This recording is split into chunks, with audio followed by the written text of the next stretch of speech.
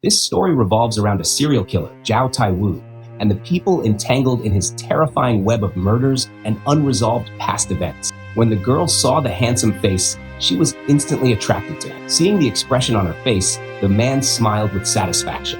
He knew his prey was hooked, but just as the two were about to exchange contact information, the girl was pulled away by her uncle, and the man had to find a new target. This time, he set his sights on a woman who had just bought a cake and was heading home. As she passed by a nearby alley, the man dragged her into a field.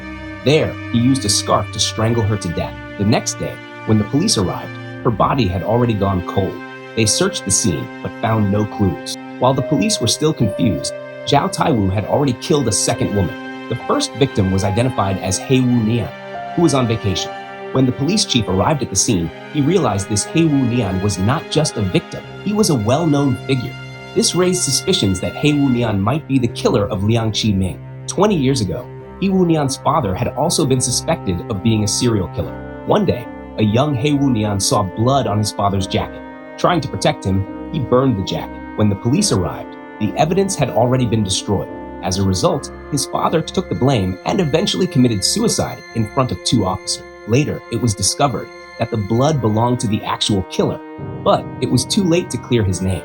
Now, with He Wu Nian found at a murder scene, the police again saw him as a suspect. They believed he was copying old crimes to prove his father's innocence. But in truth, the real killer was Zhao Taiwu, who had now targeted another girl, one wearing red high heels. Zhao Taiwu cleverly manipulated the girl, lured her to a mountain, raped her, and then killed her brutally. A few days later, an old man hiking the mountain found a red high heel containing the girl's phone. The phone showed her photo on the screen. The police launched a wide-scale search and finally found the girl's body next to a tree. All the victims had been tied with the same unique fishing knot. From this, the police concluded the same killer was behind the murders. Since He Wu Nian was in custody at the time of the third murder, he was cleared of suspicion and released. Soon after, his friend Maria received a fake consent letter saying she would be the next target. To protect her, He Wu Nian decided to stay by her side. But from Maria's words, he learned the recent murders mirrored a comic book created by Xiao Mimei. When he confronted the comic artist, she revealed that her inspiration came from Zhao Taiwu, a mentally unstable man obsessed with Maria. He Wu Nian began to suspect that Zhao Taiwu was imitating him to mislead the investigation. On the day of the fourth copycat murder, Zhao Taiwu again encountered Maria. He Wu Nian watched in secret, both to protect her and verify Zhao Taiwu's identity. Unbeknownst to him, another murder was taking place elsewhere.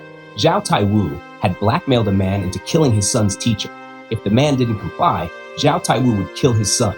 Out of fear, valence of Zhao Taiwu, here is the exact passage you requested, without any changes. Out of fear, the man stabbed the teacher to death, then took his own life. Zhao Taiwu staged this murder to create an alibi and throw the police off. When He Wu Nian realized the setup, he tried to force Zhao Taiwu to confess, but before he could, a police officer shot at them, letting Zhao Taiwu escape once again. Now having killed 5 women, Zhao Taiwu planned to imitate the 5th murder from Jia Tongyi's 20-year-old case, the one in the garden. The police shut down public spaces and began 24-hour surveillance of Zhao Taiwu. Still, he challenged the authorities by continuing his killings. He Wu Nian, determined to stop him, warned Xiao Mimei not to go out and rushed to protect Maria. But while he was with her, Xiao Mimei saw them together and, heartbroken, ran off. As she crossed a road, Zhao Taiwu called Wu Nian using Xiao Mimei's phone, threatening that she would be the 5th victim unless Wu Nian killed him. Following the phone's last location, the police searched the town's garden. Before they could find Zhao Taiwu, he had already killed another girl, laying petals on her body and sending her photo to the police as a taunt. When Wu Nian arrived at the scene, he broke down in grief. Despite their efforts, the police again found no evidence linking Zhao Taiwu to the crime. Though arrested, he was released due to lack of proof. Zhao Taiwu's mother, a powerful figure, met with him briefly and handed him drugs, urging him to end his own life to avoid family disgrace. The truth behind Zhao Taiwu's madness was finally revealed. At age 11, he had killed his own father. Being a minor, he was not punished and was sent to a mental hospital. That's how he was able to replicate the murders from 20 years ago so precisely. After meeting his mother, Zhao Taiwu showed the pills to Maria, a psychiatrist. Though she was supposed to call for help, her trauma and rage made her hesitate. She called Wu Nian instead, asking whether they should let Zhao Taiwu die. Wu Nian insisted that justice must be served through law, not revenge. But another innocent girl had already become a victim. Zhao Taiwu, a man with a charming face but a deadly nature, had killed 5 women, manipulated others, and still roamed free. Just when the police had strong suspicions, a woman named Kong Jie recognized Zhao Taiwu. To avoid alerting him, she quietly tried to report it, but Zhao Taiwu overheard her phone call, and the story ends with the fear of what he might do next.